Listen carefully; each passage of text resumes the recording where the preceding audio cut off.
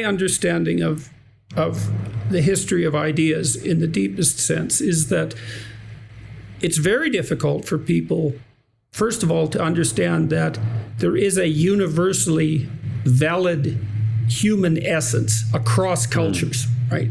And so most isolated peoples have regarded their own citizens as human and everyone else who isn't part of that group as not fully human.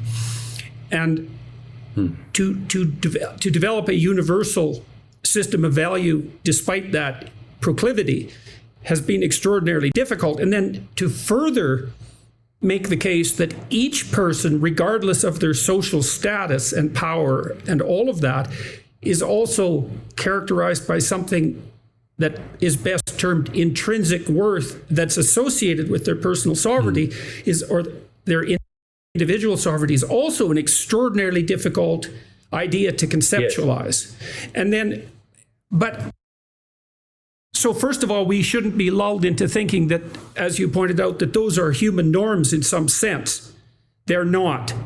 Quite the contrary. And then I do believe it is the case that, first of all, perhaps in the religious domain, and we can talk about that later, and then later in the political domain, that notion of divine individual worth was developed and instituted in social institutions most effectively and in some sense solely in the West.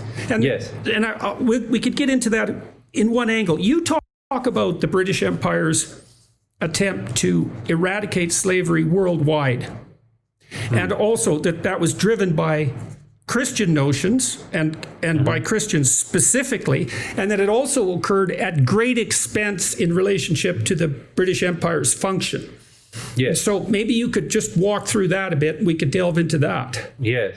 I mean, this is a particularly important one because, yes, first of all, as you well know, many of the people like William Wilberforce, who are most prominent in arguing the case for the abolition of slavery, were driven comprehensively by their Christian faith.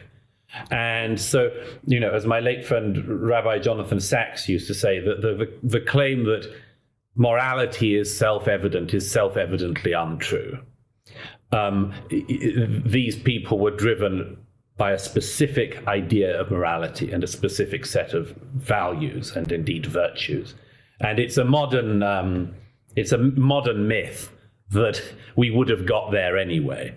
But the sanctity of the individual life and the autonomy of every individual, the necessity of every individual having autonomy was at the absolute base of the desire, first of all, to ban slavery in the British Empire. And then, and it was maybe people would say, well, you would say that, wouldn't you, Douglas, having been born and brought up in the UK, but a pretty remarkable thing that the British Empire then decided to spend a considerable amount of blood and treasure policing the high seas in order to stop slavery elsewhere. British sailors losing their lives, boarding ships without sails that they would search the cargo holds for and discover were, for instance, a Brazilian slave trading ship trying to sneak through in disguise, because, of course, Brazil didn't get rid of slavery until the 1880s, formally. And Britain policed the seas for this for many years. Thousands of sailors lost their lives. And in the end, as I cite in the book, the actual cost of eradicating the slave trade has been shown by a number of modern historians to have actually cost Britain more, first of all, in the actual endeavor. Secondly, most importantly, in the paying out, the buying out, effectively, of companies engaged in the slave trade in order to make sure that they didn't continue their trade. And thirdly, in the increased prices that everybody in Britain had to pay throughout the 19th century because of the need to pay for goods that were coming from non-slave trading places.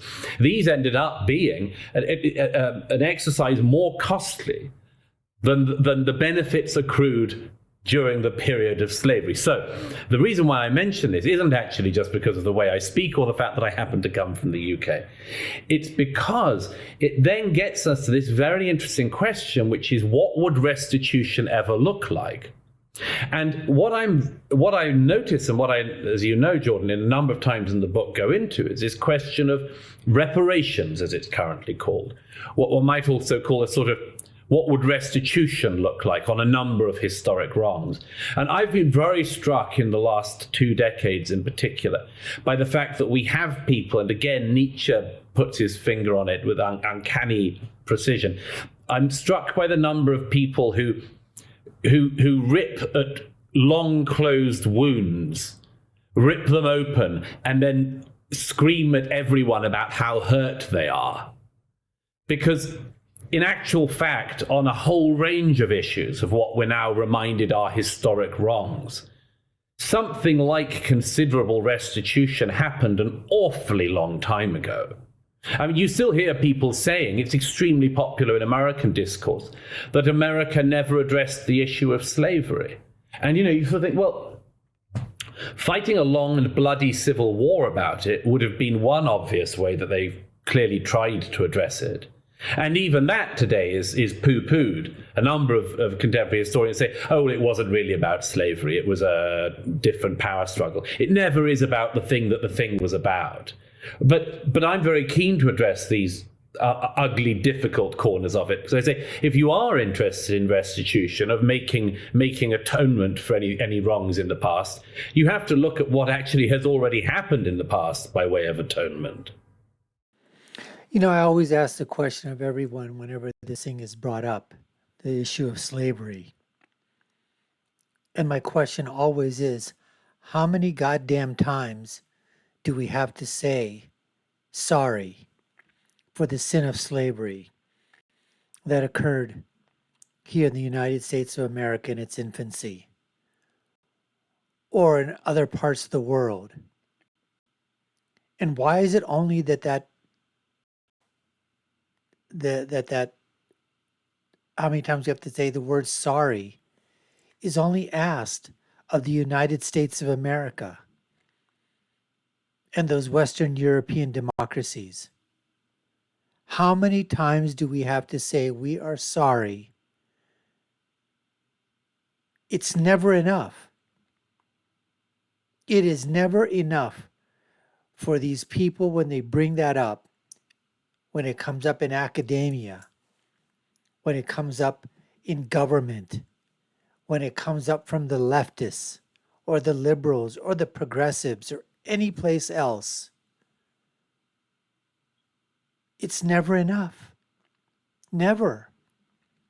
And even if we do apologize, and when we do say that we're sorry for what happened, and that is the way that it was at that time, and we're judging with the lens of the 21st century on the sins and the practices and policies that we look at that are so abhorrent now, back in the 1800s, 1800s, during those time periods, that's not enough.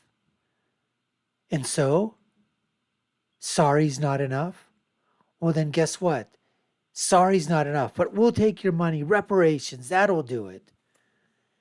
How much in reparations is it going to take? You do know that Great Britain has paid reparations.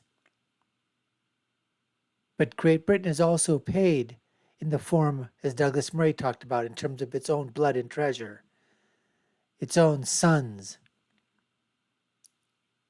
that were killed on the high seas to try to prevent the slave trade from advancing across the globe and across the Atlantic. But nobody seems to ask those countries of which where the slaves came from, those African countries. Nobody seems to ask to see sorry from the Ottoman empires or the Persian empires or the Arab Empire, the Arab slave trade, which was hundreds of millions of people. And a majority of them were white. And what they did to the slaves, the black slaves and the other slaves, when they did reach the shores of the Arabian countries. Castration and other heinous acts of evil that were done. the rape of the women, all these things. But no, you don't know. You never hear anybody say, "Hey, Africa, can you say you're sorry? How about you, Sudan? Sub-Saharan Africa, no. The Arab countries, no. Turkish Empire, no. Ottoman Empire, no. None of the empires, none of the countries."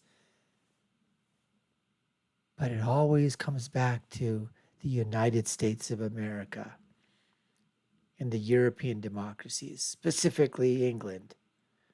That's what happens. And nobody thinks about the blood and treasure that was spilled during the Civil War. Oh, they threw it away. That wasn't about slavery. That was just about the North. They just didn't want the South to secede. It had nothing to do with slavery, nothing at all. That's why you had a majority of 99.99% white people from the North trying to prevent and get rid of slavery from 99.99%. And most of the poor people in the South did not own slaves. It was a small minority of people, the ones that you could say had white privilege at the time, that owned slaves.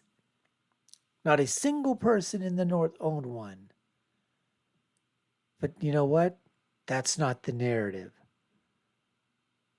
But it's always talked about. You've got to continue to say you're sorry. You've got to continue to push for reparations and money, even though not a single person alive today was or ever has been a slave. Oh, you can go back generations of people and find out, but that was generations ago. Why would we ever decide to pay their descendants for something that was never owed to them in the first place? That's just stupid. That's just idiotic. That's just moronic. That's just retarded. That's my acronym SIMMER for a policy that is continually being proposed by people on the left, because they have nothing else to propose, folks. That's what they're doing. It's a shakedown. Anyways, we appreciate you taking the time to watch. You've been watching the Dr. Nasir Shaikh Show. I've been your host. My name is Dr. Nasir. If you've been done so already, we'd love for you to subscribe to the channel, like, share, and follow us. You all know what to do. Take a look at our other video links above and below. I'll leave with my final thought, which is, when you're right, you're right. And when you're left, you're wrong. Until next time, folks, take care and stay safe.